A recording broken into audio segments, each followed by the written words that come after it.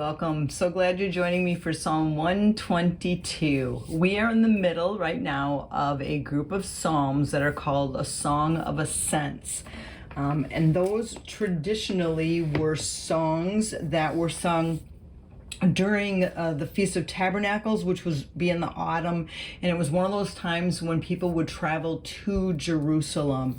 And we've talked about this before in other videos, but Jerusalem is on a hill, and so no matter what direction you come from, you are going up to Jerusalem. And so these collection of psalms would have been talking about going up, which means ascend, up to Jerusalem. And the message as a whole in these psalms is about Jerusalem being a place where people can come together, where the people of God come together and celebrate and remember the goodness of God and remember the help that God has been for them.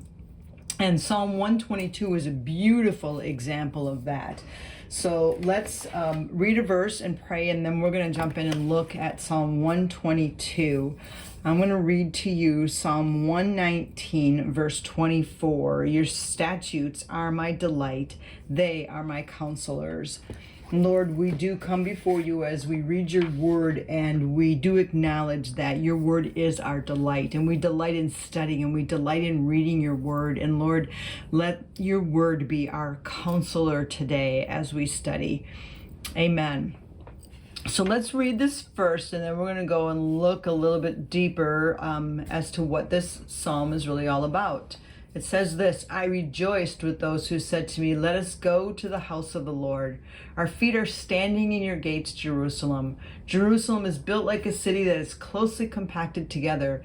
That is where the tribes go up, the tribes of the Lord, to praise the name of the Lord according to the statute given to Israel. There stand the thrones of judgment, the thrones of the house of David. Pray for the peace of Jerusalem. May those who love you be secure. May there be peace within your walls and security within your citadels. For the sakes of my family and friends, I will say, peace be within you. For the sake of the house of the Lord our God, I will seek your prosperity.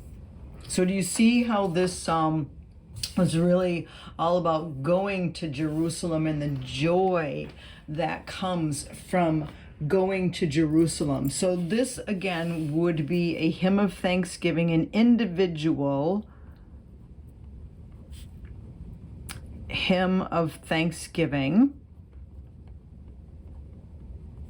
So we have read three of them so far: 120, 121, and 122. And as we saw, Psalm 120 was a lament, but the next two are hymns of thanksgiving. So when we look at them, there's kind of like a progression here. Psalm 120 is a lament of an individual who's far from the holy city and who's besieged by falsehood and deceit and people that hate peace. And then we go to Psalm 121, which is a hymn of thanksgiving for those who are approaching Jerusalem. I lift up my eyes out to the mountains. Where does my help come from? The mountains on the way to Jerusalem. And then we get to Psalm 122, and we are in Jerusalem. Our feet are standing in your gates. And so it's kind of just a neat progression as we move from one to the next of walking in and actually being in the city. So we see a rejoicing as they come up to the city. We see them standing at the foot of the gates of the city. And then we see them celebrating the things that they see in Jerusalem. So let's just look a little bit closer at what they're looking at and what they see when they're looking at Jerusalem, their city. I want to change the angle a little bit. There we go. So verses 1 and 2 are really just this rejoicing. So if we want to put a category on that, we're just going to say this is really just all about rejoicing. I rejoiced with those who said to me, let's go to the house of the Lord. Our feet are standing in your gates, Jerusalem. There's this celebration, this happiness, this joy of being in Jerusalem and being able to go to the house of the Lord, which for them symbolized the presence of God among the people. And then the next section, the psalmist is celebrating some characteristics about the city. So let's just highlight those or just underline them so that we kind of have an idea of what we're talking about here. So the first thing they say is that Jerusalem is built like a city that is closely compacted together. So it's just describing the city. And what is the concept there about being closely compacted together? I think that there's a security there, a place to go to in times of trouble where there's a closeness. And that's what it says. That's where the tribes go up. Jerusalem is a place where people gather. So the tribes go up. So we see a closeness here. We see a gathering here. It's a gathering place. And then it says, this is where the tribes go up, the tribes of the Lord, to praise the name of the Lord according to the statute given to Israel. And so they're told that they're supposed to go there, right? And there stand the thrones for judgment, the thrones of the house of David. And so what they're saying here is that, let's see, I'm just going to mark the word judgment. So what they're saying here about Jerusalem is that this is the place where we go to find justice for the people. Because that's where the king would have been enthroned. So we see the thrones of the house of David are there. And 2 Samuel 8:15 says this: David reigned over all of Israel, and David administered justice and equity to his people. And that word justice was mishpat. So that's their thought here when we're talking about going up to Jerusalem, this place that I want to be. We're saying that this is a place that I want to be because there is, let's just write these words here. There is a closeness there which implies safety. There's a gathering here of our people. Okay, that's so important. And then here, this is the place we go to find justice. So those are the three things that they're celebrating about Jerusalem, about this place that they love going to. And then the next section, 6 through 9, is literally praying for Jerusalem. Pray for the peace of Jerusalem.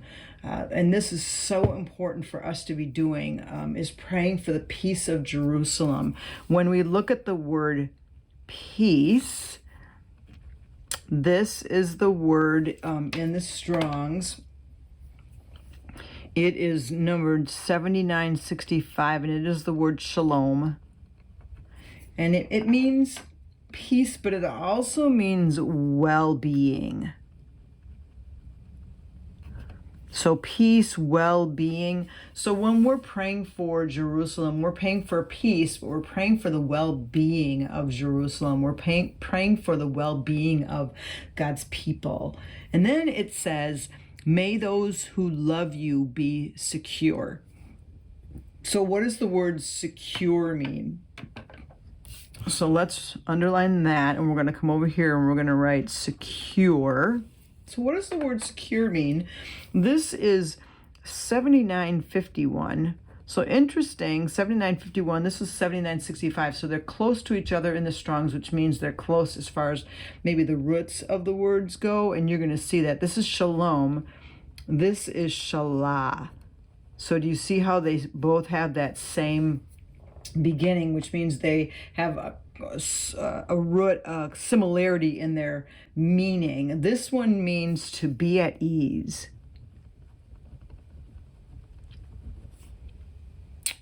Or to be tranquil, quiet.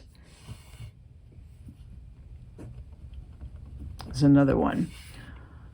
Okay, so we're praying for the well-being of Jerusalem. We're praying that they would be at peace and at ease and that there would be quiet there.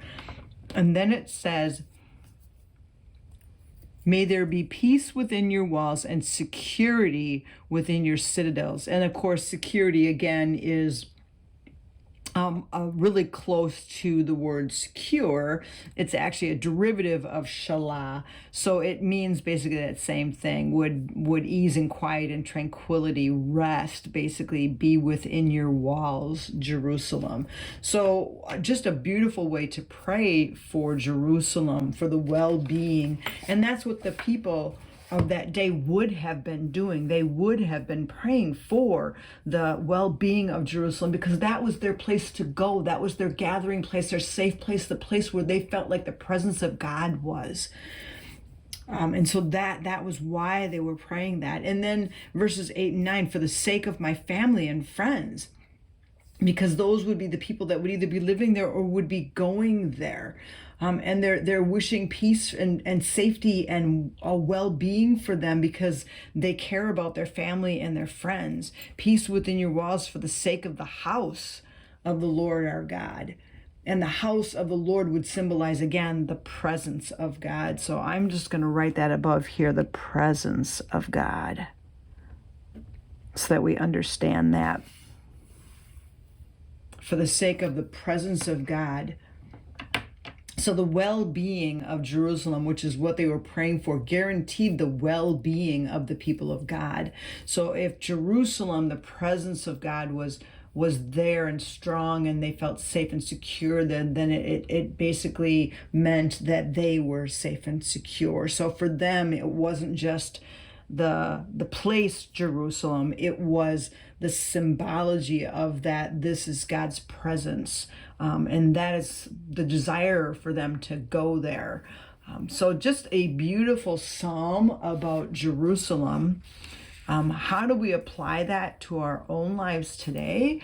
I think when we're talking about that, wanting to go to Jerusalem and, like, again, let us go to the house of the Lord, I think there should be a rejoicing when we're in the presence of God, whether that's in your church or whether that's at home, but just that desire to be in the presence of God, because that's where I know I'm going to feel safe and secure, and where I will have shalom.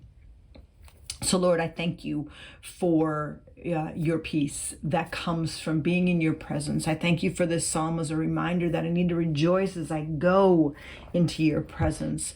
And also let this psalm help for us, Lord, be a reminder to pray for the peace of Jerusalem. Because Lord, that is your chosen place. And so we pray for the peace of Israel. We pray for the peace of those people there, God. We pray for your peace over that land. And Lord, we thank you for the inner peace that you have given us through your Son. Amen.